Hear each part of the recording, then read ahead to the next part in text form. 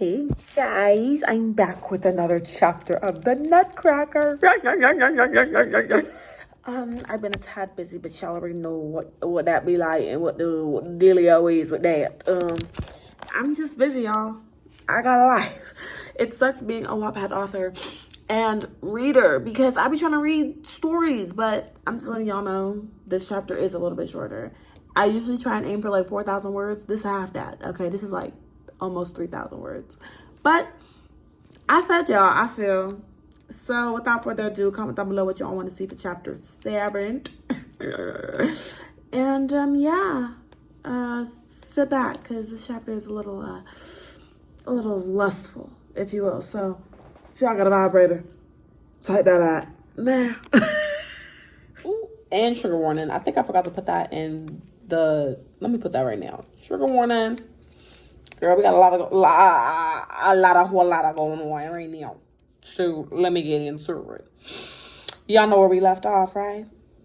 Why ain't not dreaming no more, baby? Connie swiftly drags me down the hall, leaving the employee break room. We seem to be following a path I never went down before, and clearly not many employees go here. Wait, what about Levi? I say, huffing out while we're slightly speed walking. If I'm timing it correctly, he should either be gone or on his lunch right now. Either way, we have time. We make it to the end of the hallway, and before us is a janitor closet. Connie looks back at me, smirks, and opens the door while gesturing his hand to let me go inside first. We've been inside for what felt like forever, but when I glance at his Apple Watch, it shows that we're only inside for not even a minute. It's pretty spacious, like he said, with enough room for me to be picked up at least. It's quite dark as well. The only light is the light visible from the cracks in the door. And by that, I mean, the door out silhouette. That's what I mean by cracks in the door. There is no cracks in the door. With the low lighting, I can't see much. But one thing is for certain. Connie's gaze is set ablaze. All I can see are his honey eyes glaring into mine, ready to ignite the flame. So, this is a closet, huh? I haven't done something like this since high school. I chuckle. Yep. Here we are, he says awkwardly. There's no lights or nothing? I say while looking around, waiting for my eyes to adjust to the darkness. No, I don't think so, he says while I notice his head looking around as well. Are you sure you want to do this? He says again, stepping closer to me. Have you ever done this before? I ask, looking up, tilting my head to the side. Honestly, if he has, I would rather wait till we get to bed. I don't want to be added onto his kill list. You feel me? Would that affect what we do or don't do today? He answers, mimicking my head tilt.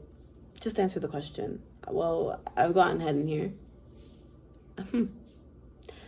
Well, who said I wanted to fuck? Connie says while closing more space between us and setting his hands on my waist. I briefly look from his hands back up to his face. You down? I ask, raising my brow and placing my arms around his neck. He slightly bends down toward my neck and licks the space underneath my ear. So right here. He then leaves a trail of light kisses falling up to my ear and says nearly above a whisper, maybe I just want to taste you.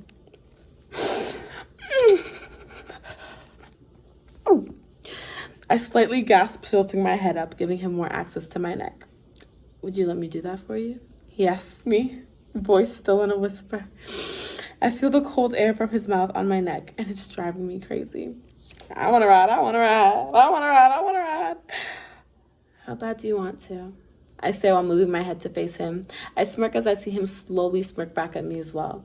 I then remove his hands from my waist and put them on my breast. I lightly squeeze his hands, which makes his hands squeeze my boobs. He looks at me in awe. I can't hear you, Connie. I say to him, oh, girl, I want to fuck Ryan. Fuck. I want to fuck her. Oh, God. I want to fuck me. So bad. I want to so bad, Connie says while voiced in a whimpering state, his eyes never leaving my lips. Well then, I inch closer to his lips. Our lips are so close that they're practically touching, and I say to him, taste me. He then crashes his lips onto mine, hunger and lust taking over. His hands roam my body, leaving everywhere he comes into contact with absolutely scorching. As we're kissing, I feel his tongue on my lips. I open my mouth, granting him access, and his tongue comes colliding with mine. Ring! I'm just kidding, y'all. Let me continue. As our tongues dance, fighting for dominance, he then takes my tongue and closes his lips around it. He begins sucking it and making me moan loudly into his mouth. Oh my god, this feels so uncomfortable to read out loud. Okay.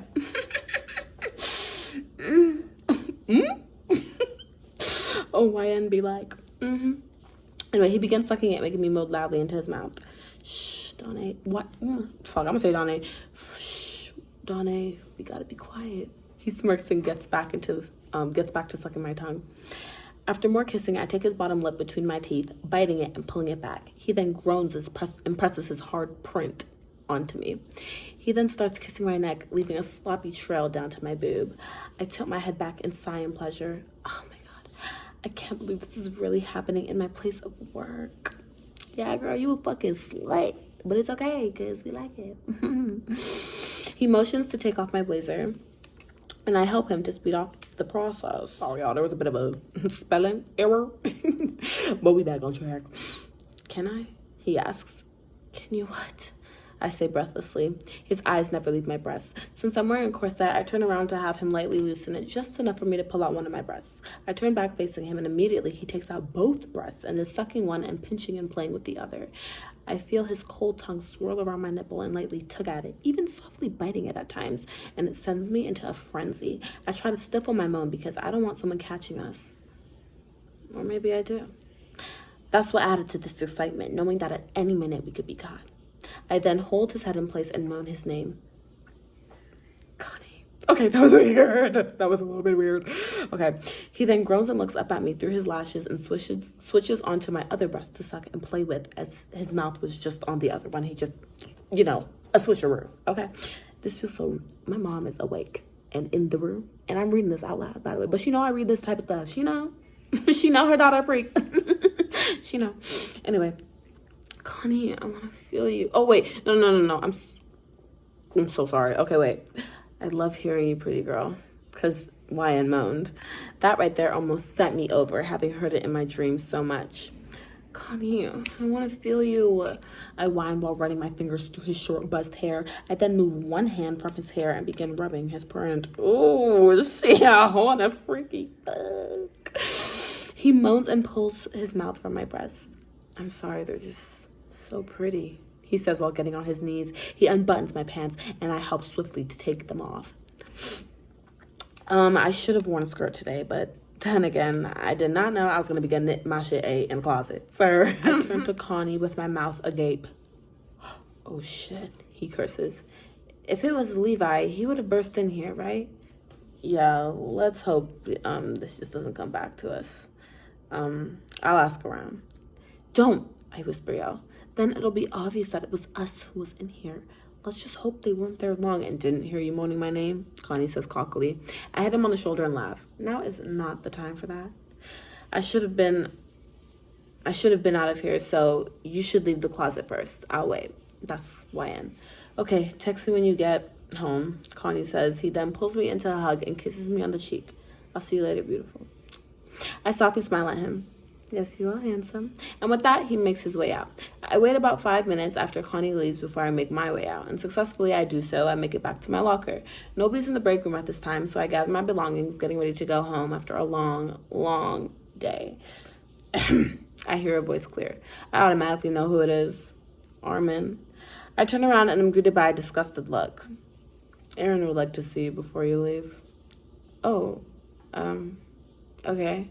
I say and I turn back around, facing my locker to gather up the last of my things.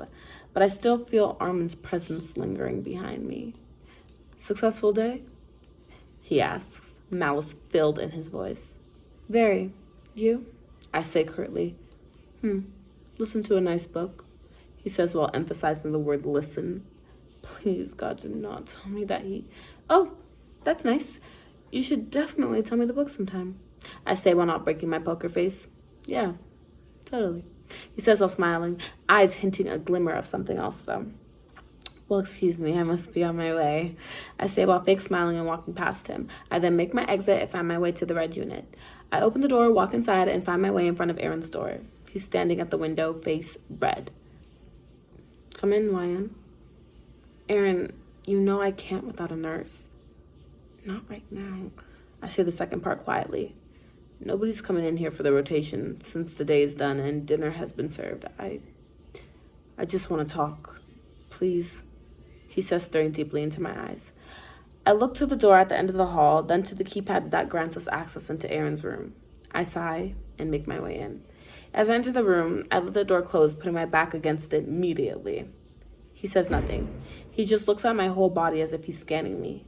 I begin to feel a sudden sense of guilt wash over me, but why should I? Aaron is just an unethical crush, but even so, why do I feel nervous? The way he's examining my body has me scared. He then suddenly charges at me, having his arms at either side of my head. His tall frame is peering over me. His arms collided with the door. The sound that followed that was a sudden bang that left my ears momentarily ringing. He then leans towards my neck. My heart rate picked up, and with the closeness he is to my pulse, I wouldn't be surprised if he could hear it right now. He takes a large inhale. Is he smelling me? Aaron, what are you... I asked, trying to move my neck from the closest of his mouth. Who did you let touch you? What? I'm not asking again, YN. He says, seemingly trying to calm himself down. Aaron, I don't know what you're YN, don't fucking make me angrier than I am. He shouts. I'm not going to shout because mommy's home. He shouts, leaving a deafening silence to follow. For some reason, I couldn't muster up the courage to say anything. He grabs my face roughly. So, hold on. Another spelling error. He grabs me like this. He grabs my face roughly to look him in his eyes. Now you have nothing to say, He says, voice above a whisper, faces inches away from mine. He then roughly takes me off the door and pulls me toward the mirror over his sink. He roughly takes off my blazer, revealing the cleavage from my corset and a hickey on my boob. Fuck, Connie. Aaron, that doesn't concern you, I say carefully, trying to articulate my words. He's still a psycho, and I don't want him to hurt me. This is the only time where I feel like he actually would. I'm so stupid for even getting in here. Let me tell you something, he says lowly in my ear while looking at me through the reflection of the mirror. I then notice a sharp object in his adjacent hand, meaning opposite, making its way toward my neck slowly. A knife. How did he even get that in here? Anything concerning you from this day forward is me. Do you understand? He says while having the knife slowly trace invisible lines over the flesh of my neck, trailing down to my breasts. Aaron, you're scaring me, I say while I watch him as he watches the knife go on my skin. Do you understand? He says, now looking me dead in my eye through the mirror, leaving the tip of the pointy knife to press into the hickey on my boob. At first, I didn't feel anything, but then I felt a little slight stinging sensation. I hiss and he stops. I don't want to see marks like that on your pretty skin. He turns me around and kisses the place where he slightly pushed the knife into. He then looks at me. If you ever, and I mean ever, let another man touch you the way I want to touch you, I'll kill you. He wipes away the tiny prickle of blood and licks it with his thumb, while not breaking eye contact with me. If y'all have not noticed, I am into a little knife play. Yes. I begin to feel a familiar sensation growing in between my legs, followed by tears forming in the corner of my eyes. This is too much for one day. Aaron, what are you? I'll kill you, he simply says and walks over to his bed. You're lucky I'm not killing him. I begin to storm out of his room with a single word after that, and just as I'm about to make my exit, Aaron says, get a regular shirt on. I look over to face him and see as his face lays flat, his attention's on the ceiling. I scuff and make my way to the exit, slamming his door in the process. Aaron's POV. How dare she? Does she really think letting another man touch her is gonna erase her desire for me? Does she think she can get rid of her lingering thoughts that easily? No, she must be delirious. I really wanted to choke her out. Seeing how flustered she looked walking into my room as if she just finished. Did he even make her squirt? Was she crying from pleasure, arching away from him? Maybe it's a good thing she let that doofus touch her, so that when I finally do, she'll know what sex really is. That fucking prick of a doctor, Connie. Connie, what am I gonna do with him? Maybe I'll see to it so that he's absent from work for a week or two? A month? No, not a month. YN would be really scared of me then, but how do I convey the message that she's mine? Mine to touch, mine to caress, mine to kiss. She doesn't even know it yet, but she, oh, YN, my precious, she is stuck. There's no getting rid of me. I will always know whether another has put their hands on her. Always. And the sooner she learns, the better. I don't want to have to hurt you, my love. I'm sorry, but if you're not that crazy over me, I don't want you. If you're not that crazy over me, I'm uninterested. So yeah, that was it for chapter 6. Like I told you guys, it was not long. It's rather short. But yeah, comment down below what you want to see for chapter 7, because I don't know what to do from there. This, once again, was a chapter that was not taken any advice from. The only thing I took advice from was my sister was on the phone with her friend, and her friend reads this and said, can you add some knife play? And I was like, okay, let me see. And so that's like the only suggestion I took in here. Hey girl, if you watching this. But yeah, comment down with what you want to see for chapter 7. Hopefully you like this. I know it was a little bit shorter. I know our videos are normally like 20 something minutes long. I don't know. I think this is like what, 10 minutes, 12, 15 max. But yeah, this was, I think this is a good, I literally like left y'all on a cliffhanger. Y'all got Connie smut and a little knife play with Aaron. Like, I think this is good. Like I said, once I hit 50K, I will be playing episodes. So thank you to everyone who's subscribed and watched my videos, and, you know, pass along the message that, yeah, she made YouTube videos and they're actually so cute. But yeah, like, comment, share, subscribe, and I will see y'all hopefully sooner than Sunday, but it's looking like I upload every Sunday, babe. But hopefully I see y'all sooner than that. Okay. Bye.